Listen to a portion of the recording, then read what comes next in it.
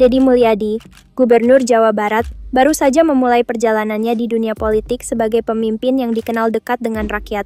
Namun, hanya dalam waktu yang sangat singkat, ia berhasil menarik perhatian banyak orang, bukan hanya karena jabatan yang diembannya, tetapi juga karena gaya kepemimpinannya yang sangat berbeda. Benarkah gaya kepemimpinan Deddy Mulyadi ini mengikuti jejak Soekarno? Mari kita bahas lebih dalam tentang bagaimana seorang Deddy Mulyadi mampu mengambil hati rakyat dengan cara yang begitu khas, dan apa hubungannya dengan sosok Soekarno yang legendaris. Deddy Mulyadi tidak mengikuti cara-cara konvensional yang sering kita lihat dari para pemimpin. Tidak ada sekat antara dia dan rakyat yang dipimpinnya. Ia bukan pemimpin yang duduk di ruang kantor berkilau, melainkan seorang pemimpin yang langsung turun ke lapangan, berbicara dengan pedagang pasar, mendengarkan keluhan para petani, dan menyapa warga di jalanan.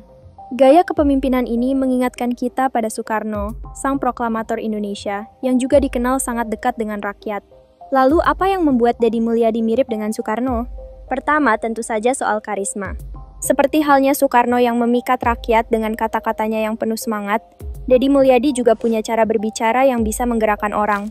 Saat Deddy berbicara, rakyat merasa terhubung, merasa dia berbicara bukan hanya sebagai seorang pejabat, tetapi sebagai seorang sahabat yang peduli dengan masalah mereka. Inilah yang membuat gaya kepemimpinan Deddy begitu efektif dan cepat menarik simpati banyak orang. Namun, bukan hanya kata-kata yang membuat Deddy mirip Soekarno. Yang lebih penting adalah tindakan nyata yang ia lakukan.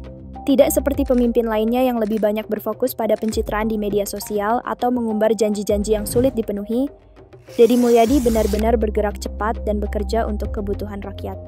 Misalnya, dalam waktu yang singkat, ia telah meluncurkan berbagai program yang menyentuh langsung kebutuhan dasar masyarakat. Mulai dari membantu memperbaiki jalan-jalan kecil yang sering dilalui warga, hingga memfasilitasi pendidikan dan pelatihan bagi masyarakat kurang mampu. Ini adalah bukti nyata bahwa gaya kepemimpinan Deddy bukan hanya berbicara, tetapi juga bertindak.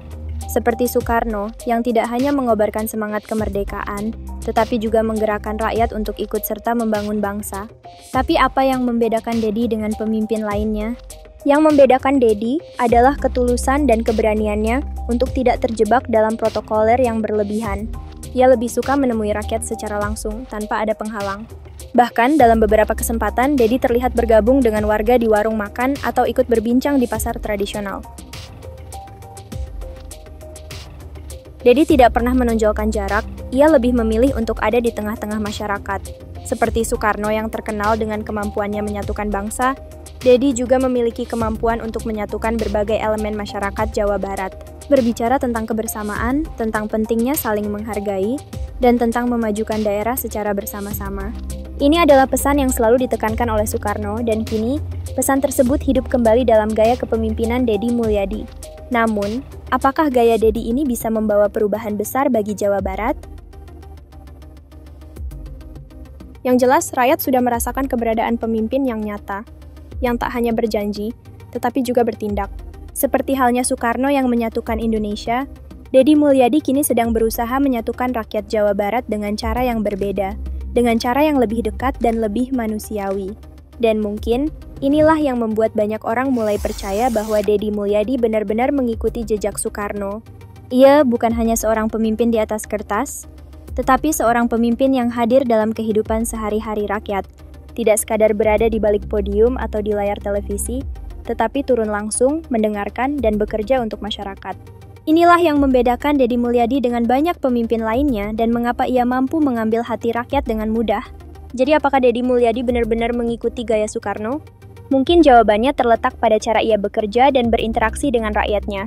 Gaya kepemimpinan yang tidak hanya mengandalkan kata-kata, tetapi juga tindakan nyata, bukan hanya untuk kepentingan politik, tetapi untuk kesejahteraan rakyat.